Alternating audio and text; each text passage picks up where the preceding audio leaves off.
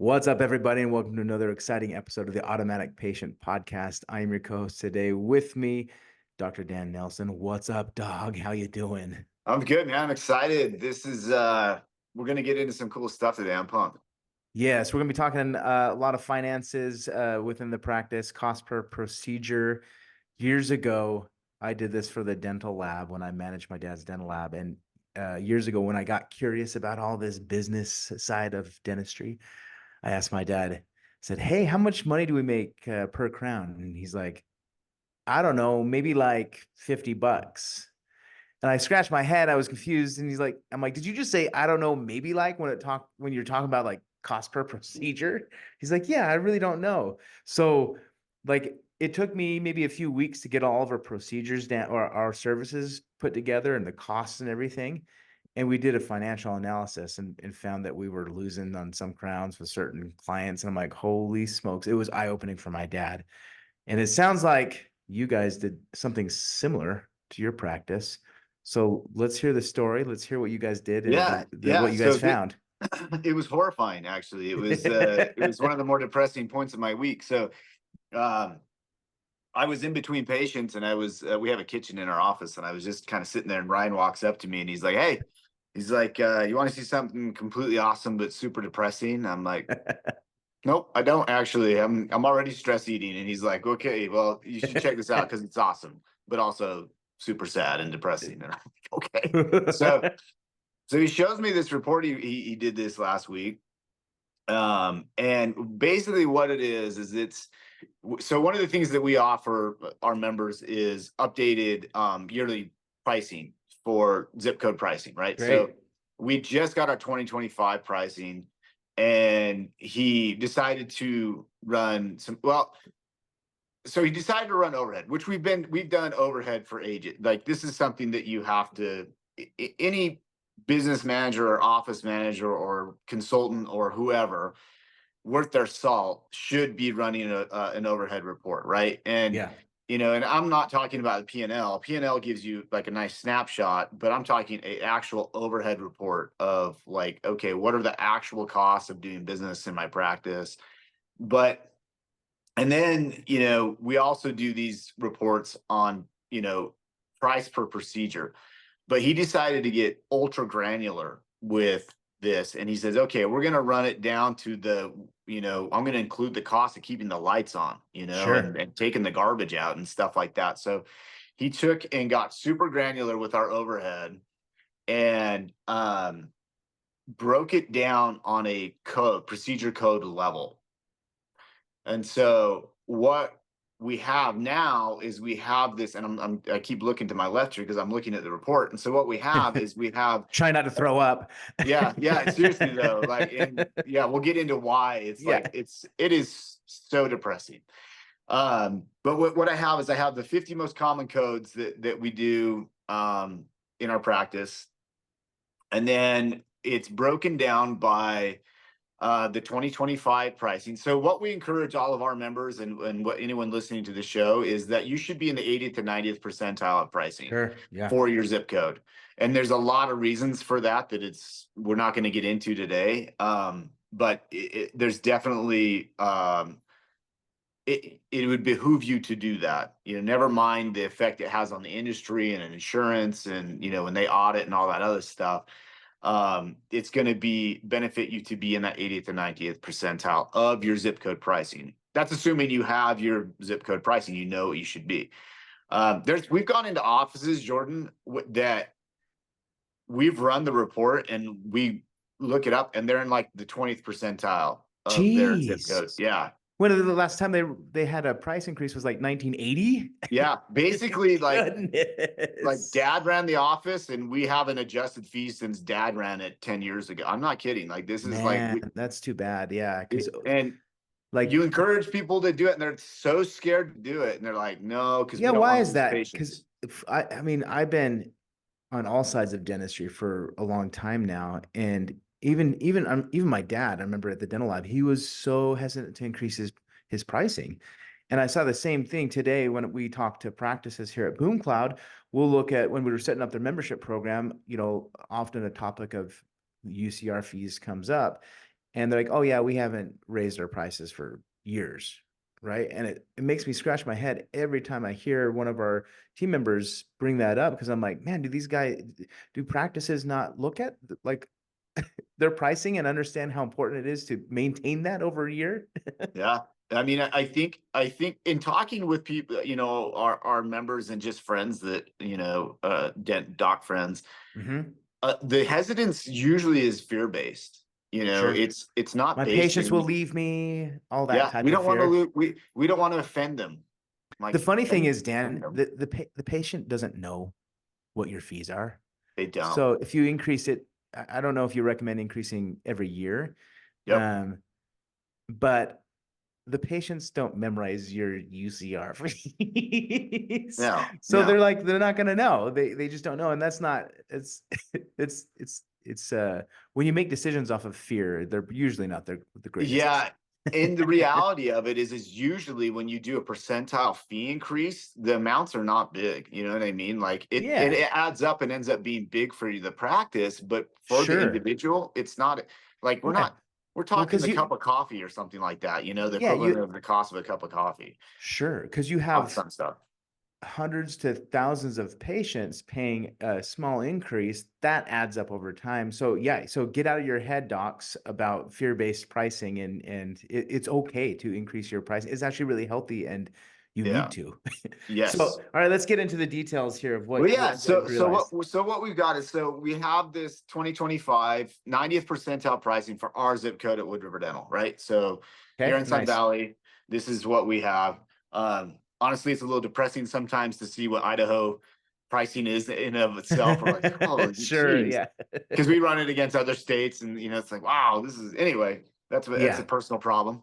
Um, and then what we do is we have Ryan has given us a comparison against Delta, what our contracted Delta reimbursement rate is. Okay. Okay, so and then the difference. And so I'll just give you guys a quick. I'm going to do 3 or 4 examples from our stuff. Sure. But this is an 0120. So this is periodic oral eval. So this is an incredibly common code. You know, our diagnostic code, so a combination of limited, oral, comprehensive, and periodic. We did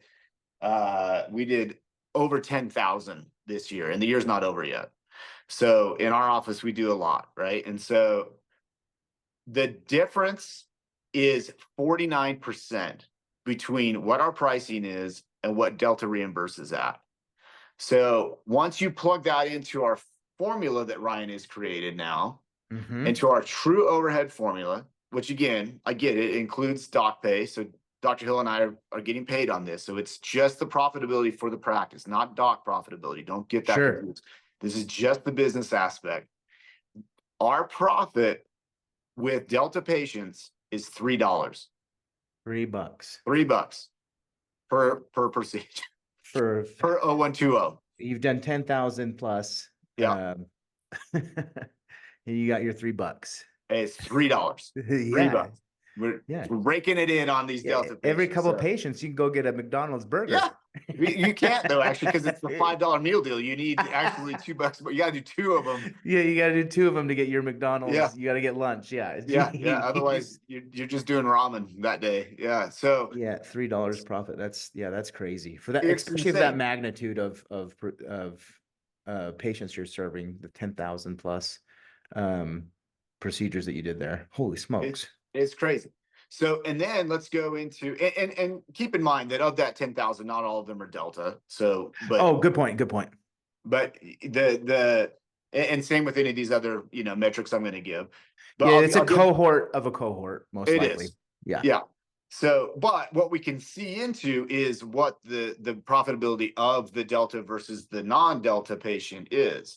To give you an idea, you know, your profitability on that code should be based on what you charge, and you know where you should be in that 50 percentile I was gonna profitability. say, yeah, for what like is it 0120 that the code Uh-huh. that what's the what's the typical price for that before? Not profit, but just your price that the patient deals with. That's a good question. I don't have the national average pricing in front of me. I only have our zip code in front of me. I'd have to Got pull it. that report. Yeah. But you know, so I can give the example of what our area is at $78 for our area. Okay. So you divide you take 3 divided by 78, and you can find that profit margin there. What's that, a 3.8% profit margin? Yeah. That procedure? Yeah. And you just recommended that we need to be around 50%-ish. I would Yeah. imagine it's depending. To be healthy, yeah, you need to have some type of profit so you can continue doing business Yeah. and but And that's this is wild. and don't get confused with, and it gets a little convoluted, and I don't want to get too deep into this because Sure, we you can know, spend a lot of hours. yeah, the percentages of the profitability per procedure versus total, you know. The profit the practice profit Yes, is yes. way So different. certain procedures are going to be higher percentile procedures than others. Some are loss leaders, you know, so you have to check, Yes. you know, look into that. There's certain procedures that you'll have in your office that are simply loss leaders, and that's okay. As long as you make it up on the other end, which is the whole point of a loss leader, is to drive, you know, consumerism towards something that is profitable. So in this particular world, it's very depressing that with our insurance patients, we are only making $3 on that code. I can make it way sadder. So let's Let's go. Let's go yeah, down, baby. get your Kleenex out because we're gonna make it worse. And again, Jordan, I mean, I keep saying this, but keep in mind that our office is highly optimized, and Yeah. so this is something that we are absolutely shackled by these contracted fees. Yeah. And you know, it's a frustrating thing that, and you know, I said it earlier, I'll say it again. Please look into those CE. You know, there is CE stuff out there that does teach how to, what's the word I want to use? Crack the insurance code.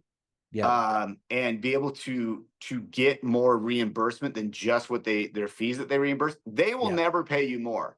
The insurance company will never pay you more. But there are ways that you can utilize the loopholes within the insurance contracts to charge more and get more for each procedure. But it's not my specialty.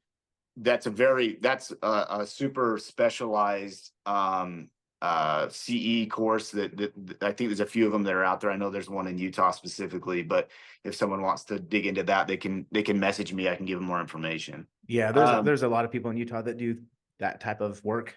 Usually involves an attorney, you know, somewhere in as a lawyer. Typically. But I'm gonna just show a resin two surface posterior. Okay, so this is a D2392, and so the difference between Delta and our 2025 our fee is 49%.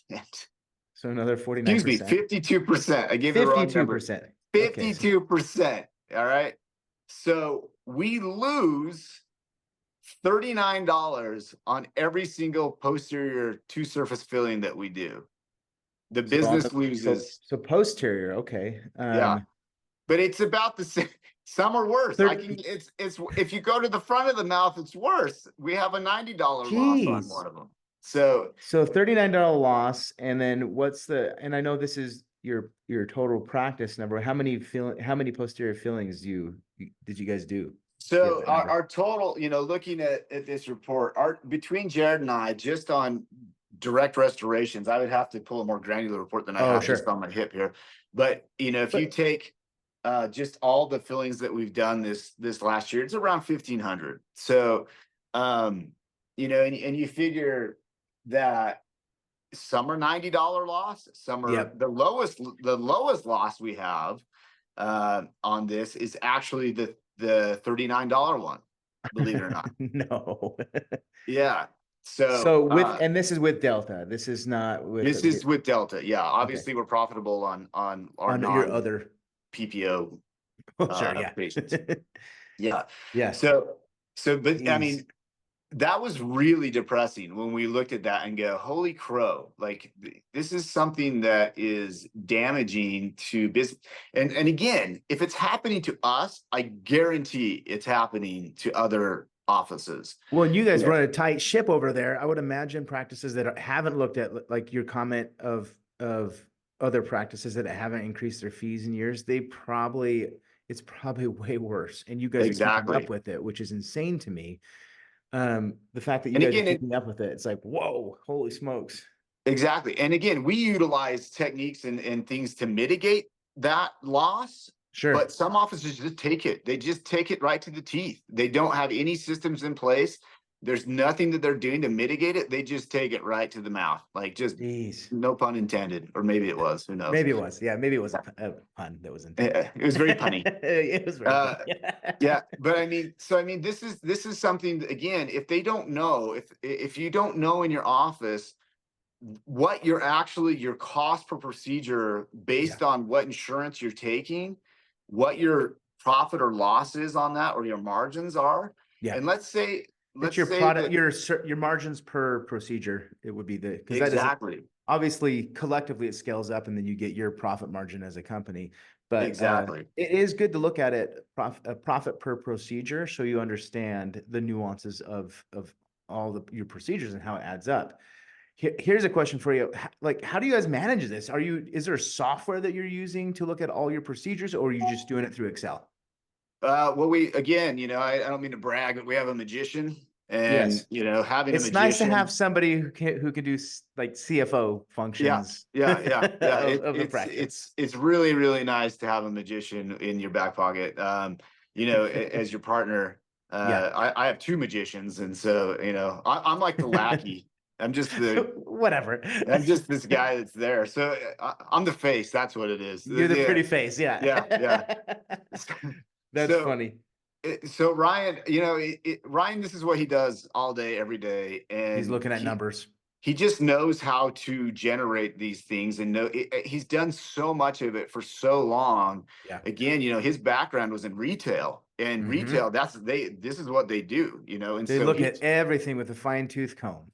yep, every It's item that great. they have on a shelf, they need to understand, and the pricing on that changes daily. He said, I Mm, had to do this daily because the market in retail is volatile, and so. sure. And we don't do anything close to it. If you think about it, though, it's the similarities are shocking between an item, whether it's an item on a shelf or an item that you is just a service that you offer. It's still an itemized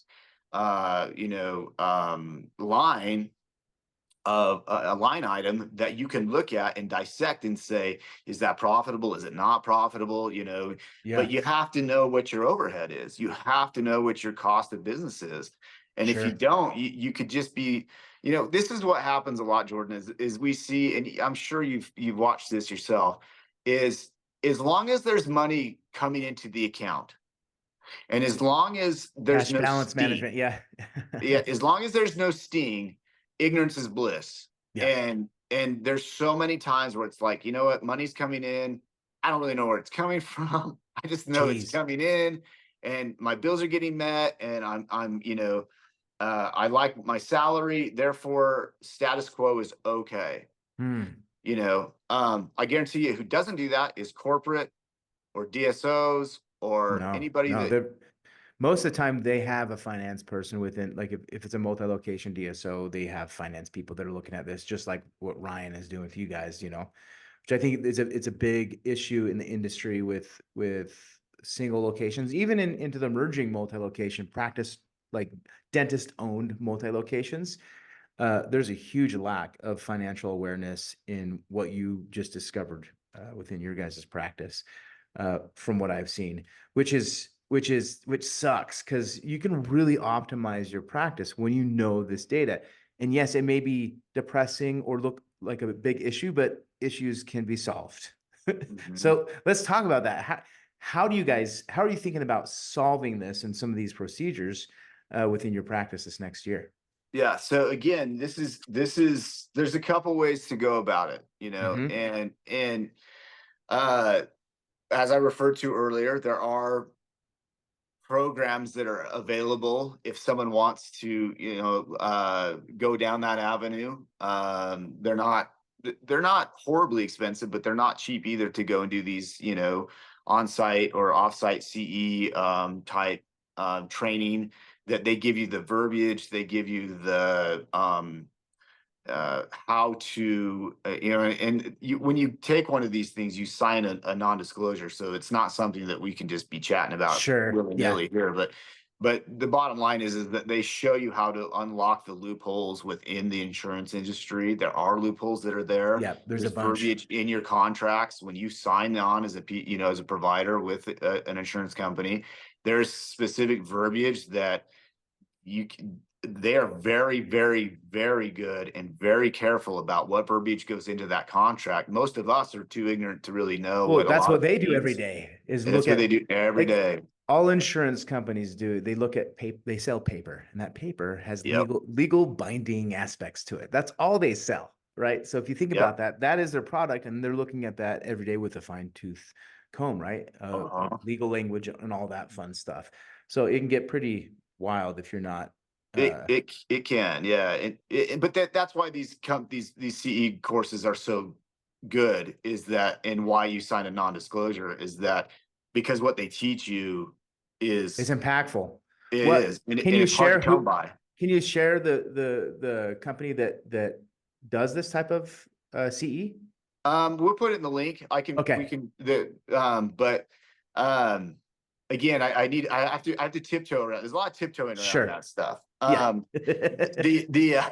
The other thing that can be done, and of course this is right up your alley, is that we really believe in a patient benefit plan, or a patient membership program, or whatever you want to call it. Yeah. Where now you have a passive income coming in, and that helps to mitigate a lot of what you get beat up on And the control over your insurance. pricing. Yeah, because Yeah. you could charge be in the 80 to 90th percentile and still charge it, and not have to worry about. I mean, most practices will do some type of discount to the membership patients, but at least you control it. And if you realize that there's certain procedures that you're losing money on, you'd be like, well, let's take these procedures out of the membership plan or give a different discount to those.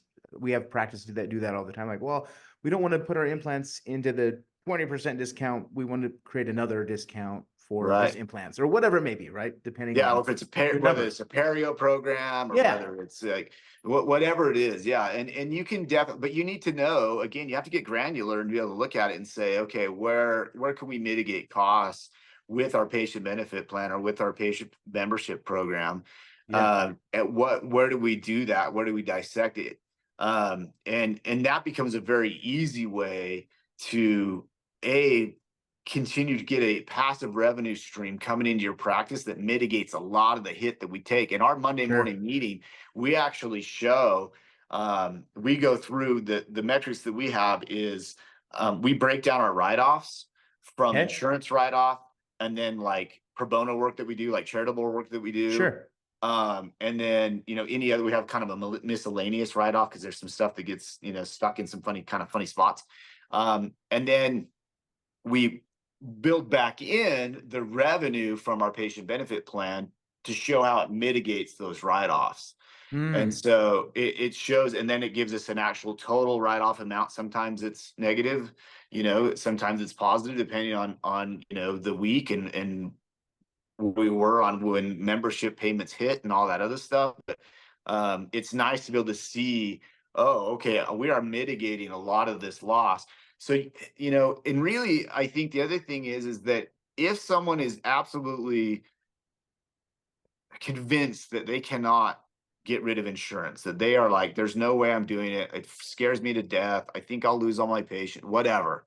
Especially like Delta, trying to get rid of Delta. That's the scariest one for most practices. Yeah, totally. And depending on where you live, there's some other huge ones, and it's like, but to get rid of those, some people are like, I'm just not going to do it. Then you have to be able to break down and look at like, okay, based on what insurance companies you're taking, how much of your business does that insurance company make up?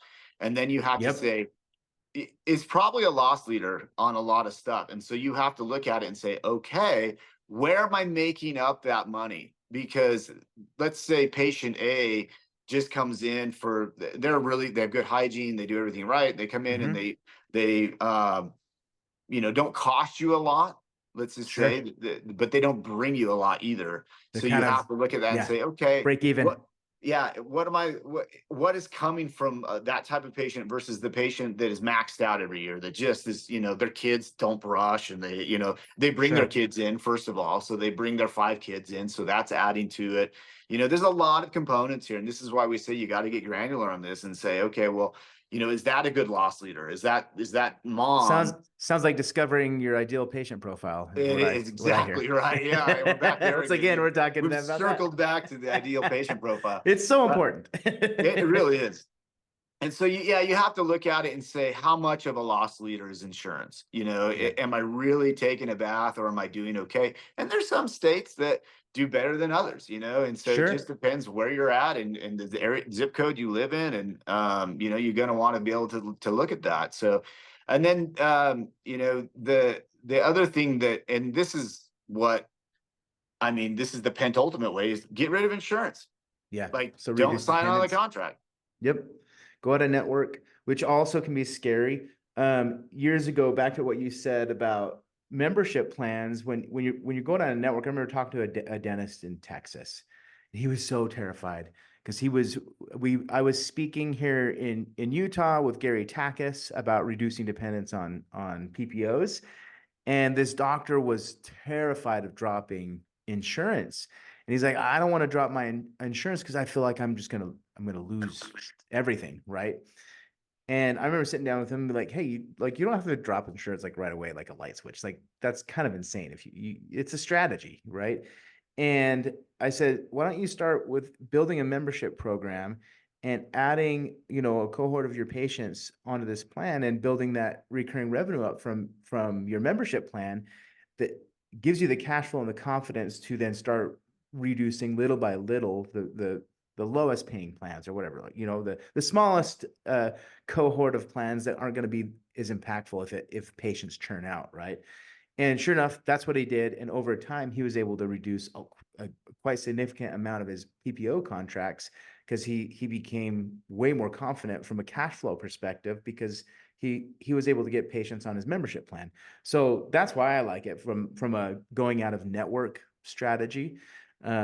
For most practices, it gives you confidence and peace of mind. It makes you sleep better at night. I like cash flow. That's what it Yeah, does. cash It's flow is good cash nice. flow. Yeah.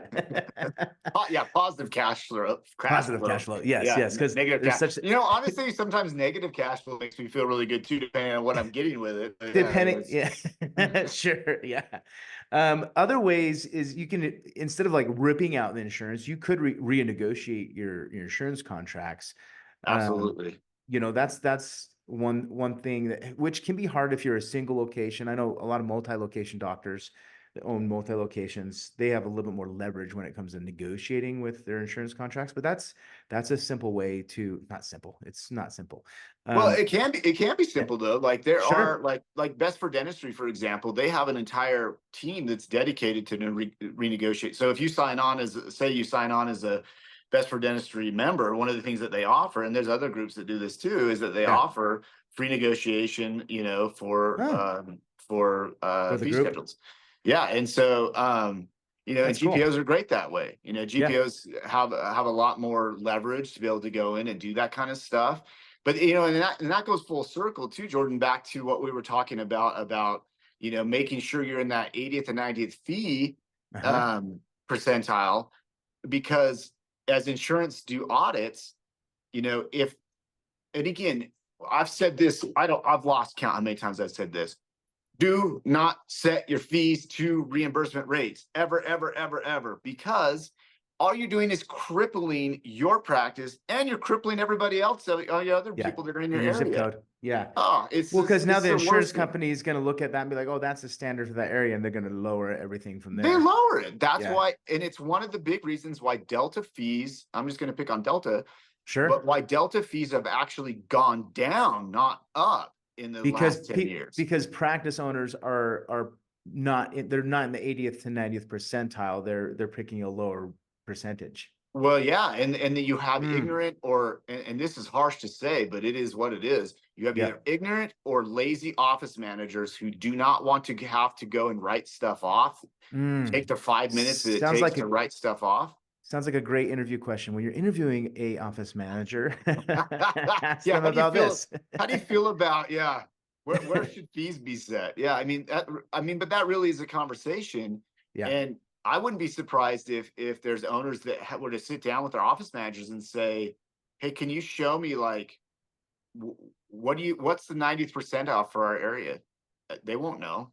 They They won't won't know. know. They probably won't even know where to find it. There's a lot of E- resources out there. Exactly. So what they do is they base fees off of what the contract rates are with the insurance companies. Jeez. Okay. Well, and then often, if they're not a practice owner, they think, I have this phrase that I say with my team, they think with their own wallet. And what I mean by that is they don't own a business and you're asking them to do a business function and they make a decision for the business thinking with their own wallet, meaning they're not a business owner. They don't deal with the costs and the revenue amounts that Yep. the practice owners do. And yet they're empowered in most offices to make really strategic business decisions, but they're thinking with their own wallet, right? Their own scope of financial awareness, Totally. which is, if you think about that, Dan, that's really dangerous. Oh, You it's know, not if good. if if I were to go to any one of my employees here and be like, hey, can you make a business decision financially for me today? And they don't know the scope of my business and the nuances of how to run my company and look at finances, they're going to make a limited decision. And it's not because they're awesome people. It's their experience that I'm talking about. They're just not experienced to make a decision because they're going to think with their own wallet. So Yep. that's something that we need to be mindful as practice owners and business owners, that our staff may not be able, they may not be the ones to make those types of decisions when it comes to fees and all that fun stuff we're talking today. Yep. So wild. Yeah, I Awesome. mean, and I said I was gonna give another example. The one that I really Oh want to yeah. hit. This one is for all on, the all on docs are becoming very prevalent, and Yeah. it can be very, very profitable. And I just think it's one of the coolest services that we can offer nowadays, is to take someone that's edentulous and, really change their life. And We did a ton of those when I was at the dental lab. A it's lot. They were so one of our, impactful. yeah, they're great. It's incredible. But for those docs that are doing that, um, where the fee is pretty high, and Yeah. you can see it, upward depending on your area, it's upward just per arch, you're getting into now, sometimes 5 digits, Oh sometimes yeah.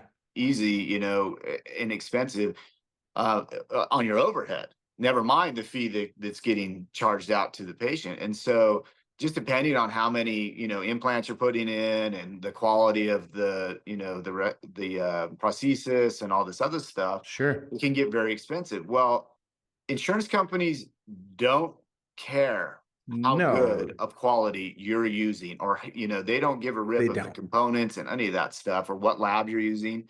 So that's one of the biggest, like, that you can take a horrid bath on something like that, where the difference can be shocking. It can be upward of 60%. And you can end up actually losing money depending on how many visits it takes, because anyone that's Sure. ever done And an all lab fees and all that. yep, anybody that's ever my all on docs out there, they know, like, it's not always, it's gotten 1,000 times easier in the last, what, 6-7 years with digital Oh, I workflow, was going to say with all the digital technology, but oh, but it can absolutely. still be a lot of visits, and it ties you up, and you Yep. get it ties you personally up, either in post-operative care or, just follow-up care. So there needs to be that's one of the ones that's really dangerous, because the number looks so appealing and we know it can be incredibly profitable. But if it's an insurance one and your Mm. insurance has you contracted at certain rates for that, beware, and be mindful of that, because you can take a big hit and if you're doing a lot of those, you really need to watch what your profits are, because that's one of the bigger ones that gets overlooked, because it's so sexy and the number's so big to It start really with. is. Yeah. Yeah. So just a heads up on that one. Well, yeah, anything with anything on a PPO contract, we should be looking at because of the massive discounts that they force upon practices. Yeah, just because the revenue potential is there doesn't mean it's a good revenue opportunity with a PPO contract, right? There are such thing as Exactly. bad revenue. And Yeah. it's funny, I say this all the time, and my salespeople always they find that sentence confusing. Like, wait, there's such thing as bad revenue? Yeah, it's called too much cost, not enough to cover it. Yeah. Yeah. That's bad revenue, dude. And the same thing can happen in dentistry with the amount of procedures. I don't know how many procedures does a practice do. It's I know you said you Oh, looked at the 50 to 100 range, but there's so so much. yeah, we do so total procedures in our office, and keep in mind, we were a 3 doc practice at the beginning of the year. We one of our associates moved on and bought a practice. We're super proud of him. Oh, good for him. Yeah, but just with the two of us, more or less the two of us, we do about 22,000 procedures a year. Wow. So yeah, and It's a lot to manage. That's a lot to keep track of, a lot to manage, a lot to understand. yeah, and So I that's bet the you're so grateful for Ryan. yeah. Well, and you bring up a good point, and that's that. You see this boom right now in coaching or whatever you want to call it. Mhm. Which is not dissimilar to at Elevation Association, we're facilitators.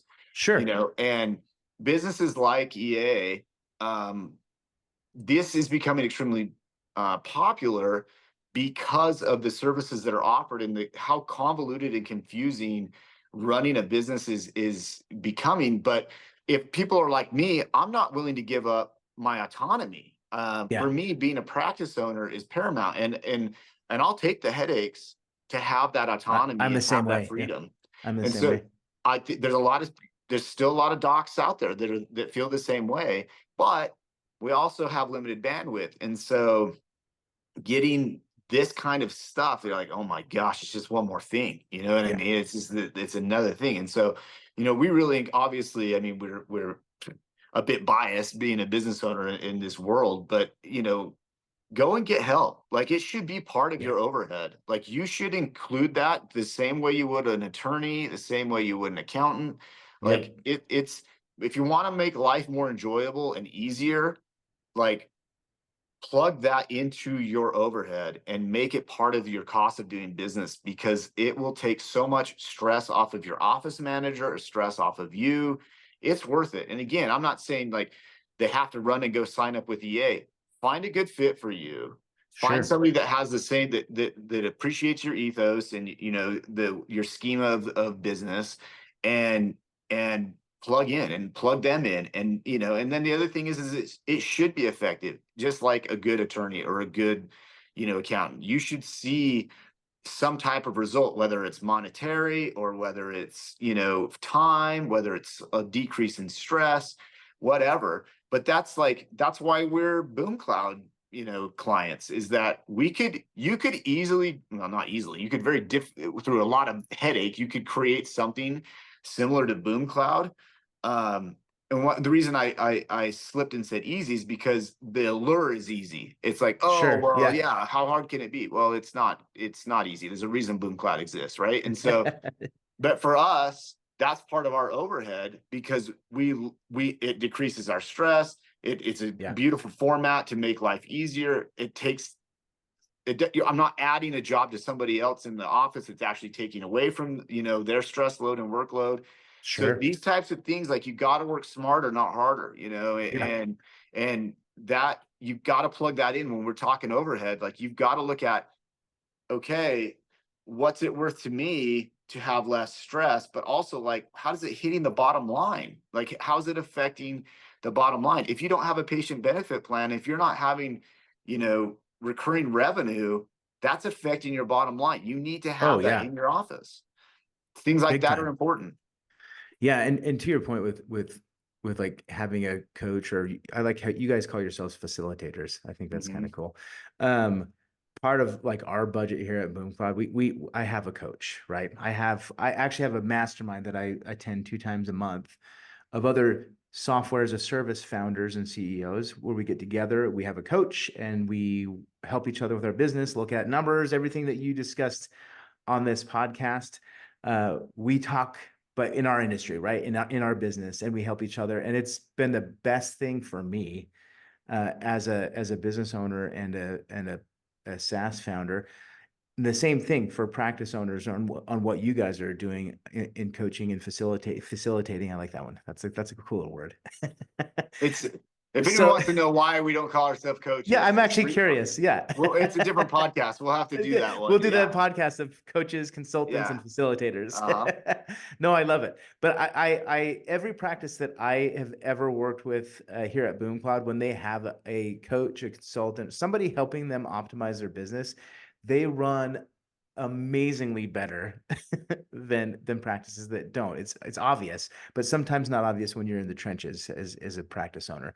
Yeah. So Dan, what's you guys' website for Elevation Association, so people can, pick your brain, and if people are like, if practice owners are like, oh my gosh, I have no idea on my cost per procedure or anything we discussed today, how do they reach out to you and learn more about what you guys Yeah, are doing? just go to elevationassociation.com. You can also reach us at elevationassociation@gmail.com. Okay. And this is what we love to do. We talk to docs, every week we talk to docs about Great. whatever it is that the pain point is, or the success point, or whatever. Like, we just like talking about this stuff. You don't have to be a member to talk to us. like That's cool. I will sit down and chat. Like, if I've been given any gifts in this life, it is the gift of gab. So Me too, dude. yeah. I Yeah, go on it's forever. whether that's a strength or maybe it's not a gift. I don't know. Who is gifting? Yeah. I don't know. But we really enjoy talking, dentistry and, life. We like talking about, what kind of legacy are we going to leave? This is stuff that's important to us. So we talk everything from family to, So good. business decisions to retirement, all of it. Like, this stuff, and we're in the trenches, so reach out. Like, if it's a pain point for you, it's probably been a pain point for us. So Most or likely. or we know someone that has, had that same pain point, so yeah, if Love it. anyone ever has questions, please reach out. We love to talk about it. Yeah, you can find the website and contact information in our show notes. Same thing, if you're wanting to create a membership program and scale that, go to boomcloudapps.com and schedule a demo and see how our software can impact your practice. So Dan, with that said, dude, awesome episode. To all our listeners, we hope you guys have a rocking day.